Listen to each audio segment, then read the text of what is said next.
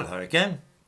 I was slightly surprised to hear that according to the BBC, white British children are overrepresented in swimming relative to their population share.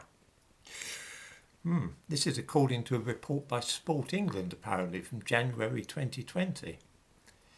I give a link to this extraordinary statement in the description to this video. Is this another indication of white privilege? The final proof, perhaps, that we really do live in a society which is systemically racist? It's a bit hard to say, really. It seems that 29.3% of white children in Britain go swimming, compared to 20.1% of black children. Now, you and I, indeed all normal people, might just shrug and say, well, 70% of white kids don't care for swimming, and 80% of black kids feel the same way. It's a minority interest. Maybe the black kids have other hobbies that they prefer to engage in rather than going swimming. I know for a fact that in some places there are more black kids in football clubs than there are white ones. So what? But wait, just read the full article. Some young black swimmers are heartbroken and others have given up entirely on swimming.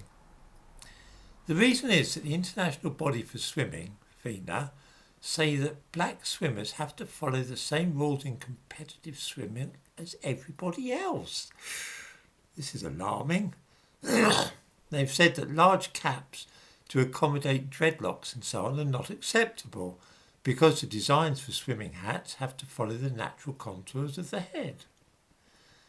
Some black people want to grow their hair in dreadlocks or afros or have extensions, and these can be difficult to tuck into the standard swimming caps which everybody in the world uses. Some white people with very long hair have the same problem. Obviously, you then face a choice. You can either have a haircut and continue competitive swimming, or if your hair means more to you than the sport, you can keep it that length and just swim for fun instead.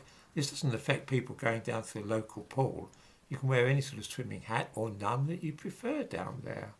This is purely relating to competitive swimming, people that might want to get into the Olympics and so on. Some black people are complaining, though, that this is discriminatory against black people and that it discourages black children going swimming, which seems absurd. A black swimming coach says that there's so many barriers for black swimmers and FINA have kind of put another barrier up. Let's just think about this for a minute. There are so many barriers for black swimmers. What barriers? Are some swimming pools not allowing black children in? Is it being suggested that racism is preventing black youngsters from swimming? This is what is being hinted at with all the talk of white British children being overrepresented in swimming relative to their population share. Nobody seems able to say, though, what it is that's preventing black children from going to their local pool. There are in the BBC article quotations from a girl who used to go swimming for fun 3 times a week and then found that because she wanted her hair to be so long and to have extensions, she stopped going because it was too much of a hassle keeping it dry.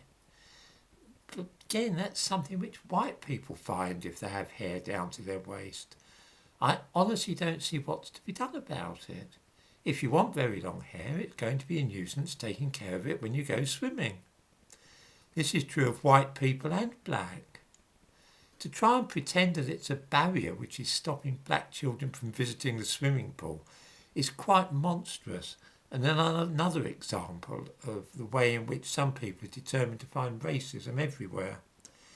Before you know it, there will be calls to close a swimming pool because not enough black people are going there. Is it really not possible simply to have one set of rules to which we all abide?